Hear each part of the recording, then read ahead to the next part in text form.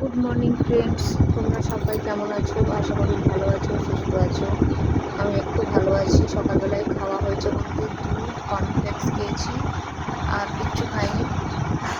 একবারে ভাত খেয়ে নেবো, তরকারি হয়ে গেলে। আজকে দেশি মুরগি মারছে বাবা, তো দেখা যাক খাওয়া দাওয়া হবে। আর এদিকে রান্নাবান্না তো মাংস হলে কিছু করতে লাগে না, মাংসটাই আমি ভাত হচ্ছে। তোমরা একটু পাশে দেখো।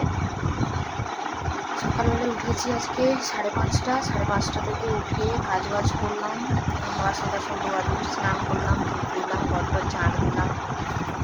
আর এখন হচ্ছে একটু খাওয়া দাওয়া করলাম, পড়তে বসবো, রান্নাবান্না হবে।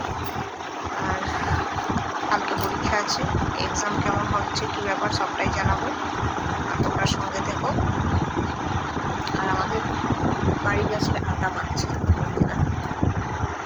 এই যে এই ফলটা না আমার খেতে খুব ভালো লাগে, খুব মিষ্টি।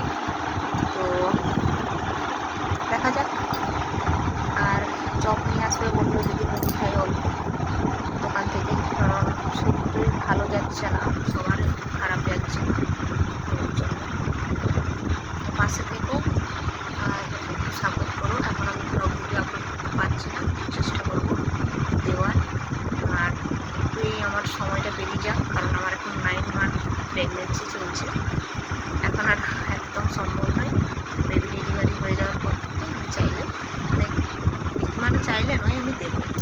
তো এই যে দেখো বসেছি, স্নান টান করে বই খাতা একটু দেখতে হবে, কারণ পড়াশোনা না করলে তো হবে না। মানে যতই হোক পরীক্ষা দেবো যখন, একটু তো আমাকে পড়তেই হবে, বলো। তো চলো, আজকের মতো এখানেই রাখলাম।